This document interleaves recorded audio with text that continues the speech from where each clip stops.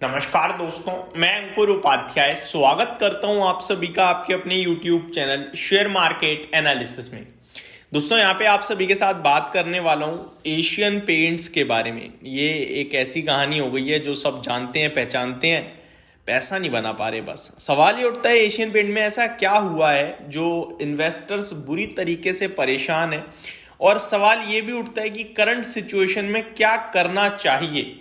दोनों ही चीजों को कवर करेंगे। शुरू करते हैं बिना किसी देरी के। पर्सनल लेवल पे मैं अपना ओपिनियन शेयर करूं अगर, तो बहुत अच्छी कंपनी है, बहुत अच्छी लगती है, बिजनेस मॉडल बहुत ही दमदार लगता है। और मेरे को लगता है कि ये जो प्रॉब्लम है टेम्पररी है।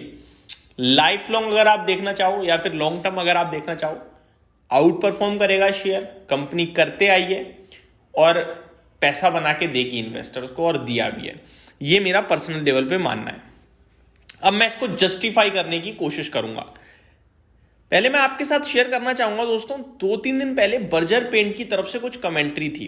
Price not only game in paints industry, brand important. Berger CEO, Berger paint के सीईओ ने कहा है कि जो पैसा है ना, वो केवल गेम का खेल नहीं है।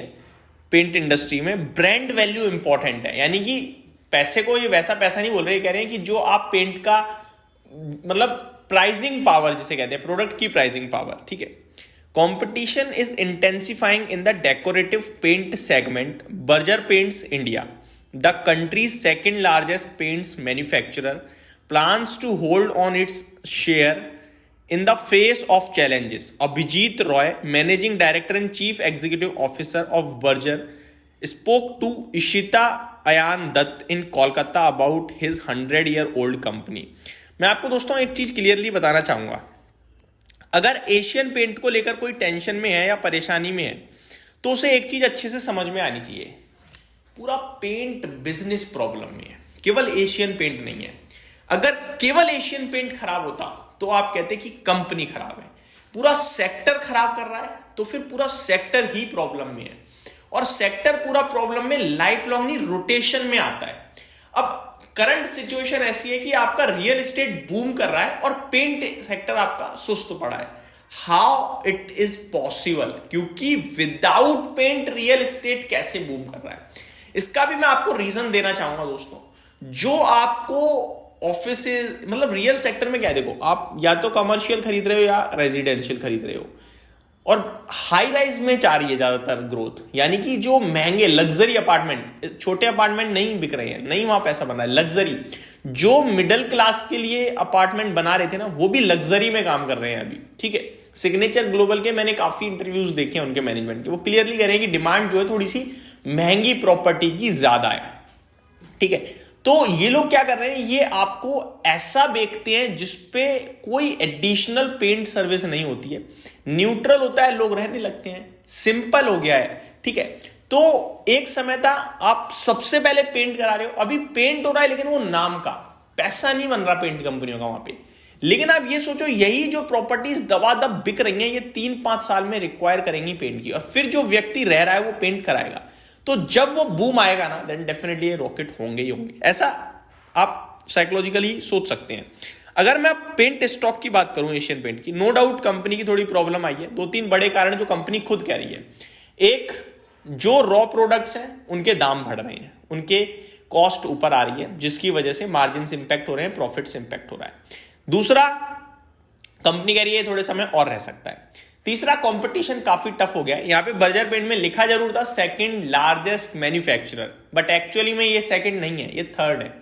क्योंकि ग्रेजिम का जो बिरला ओपस है, बिरला ग्रुप का, ग्रेजिम कह रहा हूं माफ कीजिएगा, बिरला ग्रुप का, वो भी ग्रेजिम भी उनकी पेरेंट कंपनी है। तो वो जो है ना, क्या कहते हैं, बिरला ओपस, ये सबसे बड़ा हो गया है अभी सेकंड नंबर पे एशियन पेंट्स के बाद, क्योंकि इन्होंने बहुत बड़े लेवल पे केपेक्स किया है। तो कंपटीशन टफ हो रहा है, लेकिन मेरे को नहीं लगता यहां पे कुछ टेंशन लेने की या घबराने की जरूरत है।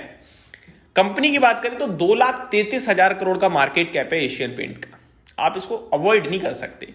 समय खराब है बेशक, लेकिन इसने जितना पैसा बनाया है ना इन्वेस्टर्स का, इन्वेस्टर्स ने देखी है असली ग्रोथ क्या होती है। 4-5 साल से ही थोड़ा सुस्त हो गया है।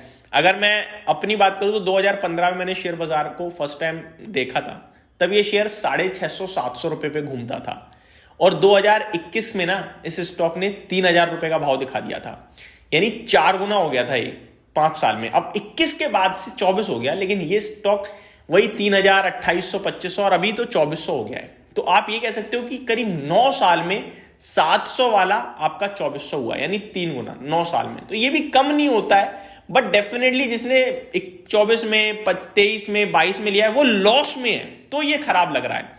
अब कंपनी पे आ जाते हैं। कंपनी आपके लिए प्रॉब्लम में तो है। देखो FY24 में 5,500 करोड़ का प्रॉफिट था और बीते 12 महीने में 4,500 करोड़ का प्रॉफिट है। तो प्रॉफिट घट रहा है, ये दिख रहा है, लेकिन कितना घटा है? FY23 में 4,200 करोड़ था, उससे आज भी ऊपर ही है। तो इतनी खराब सिचुएशन होने के बावजूद कंपनी अपने प्रॉफिट्स में कोई बड़ा डिप नहीं देख रही है। और यही प्रॉफिट सोचो आने वाले समय में अगर 6,000 करोड़ हो अगले फाइनेंशियल ईयर में, तो 6,000 करोड़ पे आपको पता है कितना अर्निंग पर शेयर बनेगा कंपनी का? मैं आपको बताता हूं दोस्तों। 6,000 करोड़ पे कंपनी का अर्निंग पर शेयर बनेगा करीब 60 रुपीज का, 60 का। हाँ, 6,000 करोड़ में टाइम लगेगा, हो सकता है 15 महीने लग जाए, हो सकता है थोड़ा और ज्यादा समय लग जाए, लेकिन 60 रुपीज के अर्निंग पर शेयर पे ये एशियन पेंट है ना, इसका एवरेज मीडियन पीई रेशियो जो है वो है 76 का। जो भूल गई है कंपनी कब ट्रेड करी थी, अभी 50 पे ट्रेड कर रही है। तो 60 से 50 करोगे तो 3,000, 70 करोगे तो करीब 4,200-4,500, और बुल के सिनेरियो में अगर 80 आ गया तो 5,000 भी हो जाएगा ये शेयर। अब आप सुनिए और इंटरेस्टिंग चीजें। कंपनी के प्रॉफिट ग्रोथ में उतनी प्रॉब्लम नहीं आई है जितनी स्टॉक के प्राइस में प्रॉब्लम आई है, क्योंकि कंपटीशन बढ़ना और आगे को लेकर उतना दमदार आउटलुक ना आने की वजह से प्राइस ज्यादा टूट गया है। फॉर एग्जांपल, प्रॉफिट ग्रोथ 5 साल की 21% की है, 3 साल की 20% है, और TTM यानी 12 महीने में 8% माइनस है। बट शेयर बीते 1 साल में 25% माइनस है, 3 साल में 8% माइनस है, और 5 साल में केवल 7% की कैगर से बढ़ा है। तो ये दर्शा रहा है कि कंपनी उतना खराब नहीं कर रही है जितना शेयर खराब कर रहा है। एंड ये इसलिए क्योंकि डिमांड कम हो गई है, आउटलुक अच्छा नहीं दिख रहा है और पेंट सेक्टर खराब है। लेकिन ये चीजें जैसे ही पलटेंगी चीजें सुधरेंगी। तो 2 साल प्लस का व्यू है ना, तो मेरे को लगता है एशियन पेंट एक अपॉर्चुनिटी के रूप में देखना चाहिए। ये मेरी तरफ से अपडेट थी। Thank you so much for watching this video. Have a great day guys.